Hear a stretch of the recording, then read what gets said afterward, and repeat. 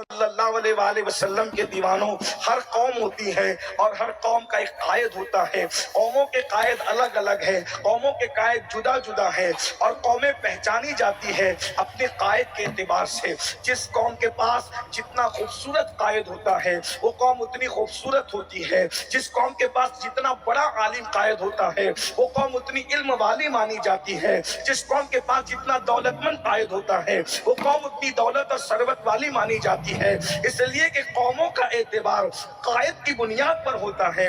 جس کا قائد جتنا بلند ہوگا وہ قوم اتنی بلند ہوگی، جو قوم کا قائد جتنا باوصف ہوگا وہ قوم اتنی باوصف ہوگی۔ قوموں کا اعتبار قیادت کی بنیاد پر ہے۔ قائد جتنا عظیم قوم اتنی عظیم، قائد جتنا گرا ہوا قوم اتنی گری ہوئی۔ اللہ اکبر۔ اب دنیا کے اندر ہر قوم کا قائد تلاش کریں، لیکن اللہ کسی قوم کا قائد، اب چونکہ میں یہاں ٹپنی کرنے اور کرٹیسائز کرنے نہیں بیٹھا، میں صرف اتنا کہوں گا دنیا کے اندر ہزاروں قومیں جیتی ہے لیکن کسی کا قائد اللہ اکبر ایسا نہیں ہے، کسی کا قائد دنیا میں ایسا نہیں ہے کہ جس کی پیدائش اور ولادت کو آپ من وان سطر بیان کر سکیں۔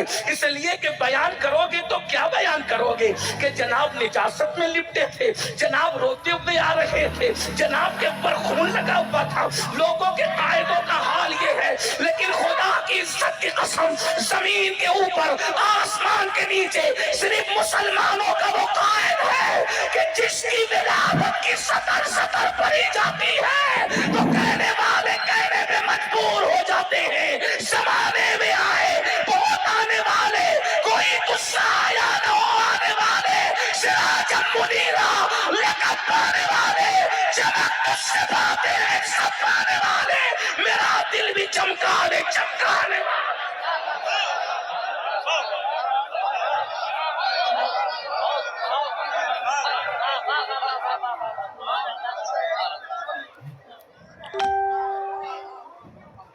ہم جو قائد رکھتے ہیں کائنات میں ایسا قائد کسی کو نہیں ملا ہے، اور خدا کی عزت کی قسم قیادت سالوں پر محیط ہوتی ہے، تنہا ہمارا قائد ہے۔ دنیا بننے سے لے کے ختم ہونے تک ہمارا قائد صرف ہمارا نہیں بلکہ نبیوں کا بھی قائد ہے، رسولوں کا بھی قائد ہے۔ بریلی کا میرا قلندر کہتا ہے نماز اقصا میں تھا یہی سر، آیا وہ مانی جی اول آخر ہے، دست بستہ وہ پیچھے حاضر جو سلطنت آگے کر گئے تھے۔ یہ صرف اپنا قائد ہے۔ لوگ کہتے ہیں ہماری چھاتی 56 کی، میں نے کہا میری 63 کی ہوتی ہے کہ مجھے خدا نے وہ قائد عطا کیا ہے کہ سب کا مشتاق مخلوق نظر آتی ہے، میرے قائد کا مشتاق تو خالق بھی نظر آتا ہے۔ میں گمنام قائدوں کی اب بات نہیں کرتا کہ فلاں قائد کس قوم کا، فلاں قائد کیسا، فلاں قائد کیسا، فلاں قائد، قوموں کے دوسرے گمنام قائدوں کی بات نہیں کرتا۔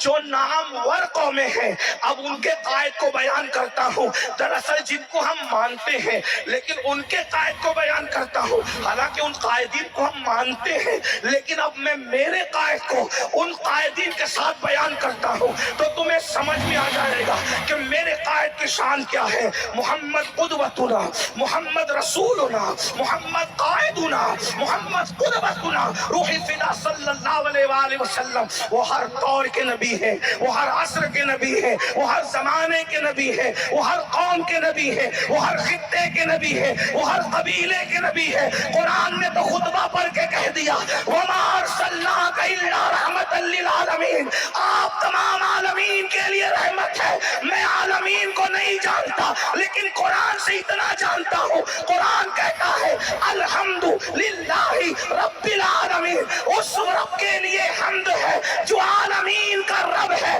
عالمین مجھے نہیں معلوم لیکن اس آیت نے مجھے بتایا کہ اللہ عالمین کا رب ہے اور میرے آقا عالمین کے لیے رحمت ہے۔ تو ہم کہہ دیتے ہیں جہاں جہاں خدا کی ربوبیت ہے وہاں کے لیے میرا نبی رحمت ہے، اور رحمت وہ وہاں رہتی ہے۔ رحمت کا قریب ہونا ضروری ہے، اس لیے کہ رحمت دور ہو جائے تو پھر تباہی بربادی ہوگی۔ پتا چلا آسمان قائم ہے، آسمانوں پر رحمتیں موجود ہیں، ستارے قائم ہیں، ستاروں پر رحمت موجود ہے، گلیکسی کا نظام قائم ہے، گلیکسی پر رحمت موجود ہے۔ ابھی سائنس جن ستاروں کو تلاش نہیں کر سکی وہاں بھی مصطفیٰ جان رحمت کی رحمت موجود ہے۔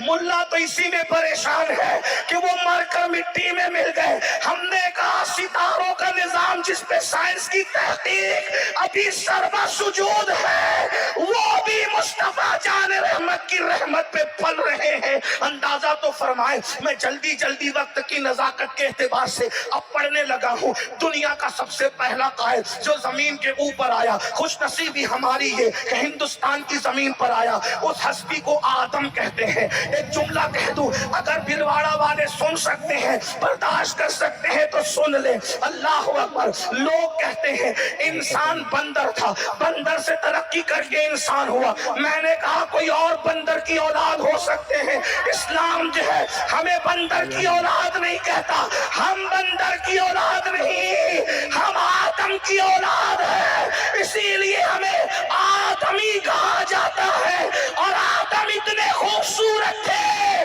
کہ اس نے آدم کو دیکھ کر فرشتے بھی حیران ہو گئے۔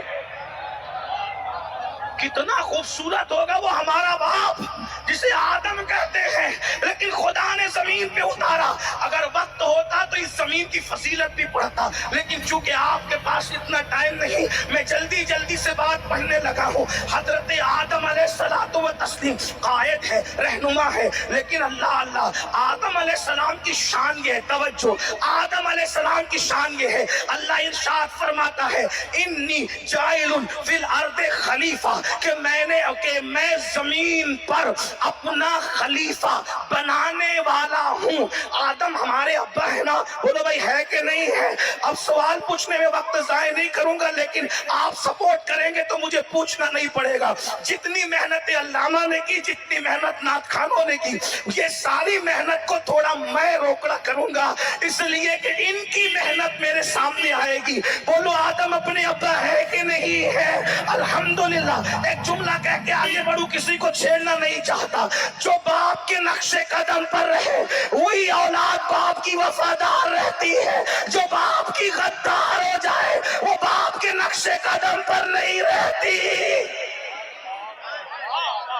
ہم آدم کے بیٹے ہیں، باپ کے نقش قدم پر ہیں، کیونکہ آدم کسی اور کی عبادت نہیں کرتے تھے، آدم رب محمد کی عبادت کرتے تھے۔ تو جو زمین پہ رب محمد کی عبادت کرتا ہے وہ آدم کا وفادار بیٹا ہے۔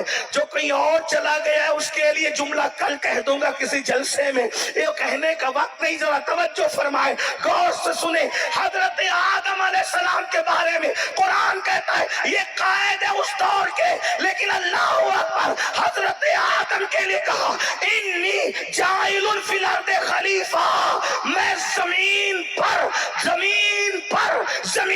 پر اپنا خلیفہ بنانے والا ہوں، بنایا نہیں بنانے والا ہوں۔ آدم کو بھیج کر بنایا، آدم کو بھیج کر بنایا، آدم کو بھیج کر بنایا۔ میرے نبی کے لیے کہا وَمَا أَرْسَلْنَاكَ إِلَّا رَحْمَةً لِلْعَالَمِينَ، ہم نے تمہیں رحمت بنا کر بھیجا، بنا کر بھیجا۔ وہ آ کر بنتے ہیں، یہ بنا کر بھیجے جاتے ہیں۔ نعرہ تکبیر، نعرہ رسالت۔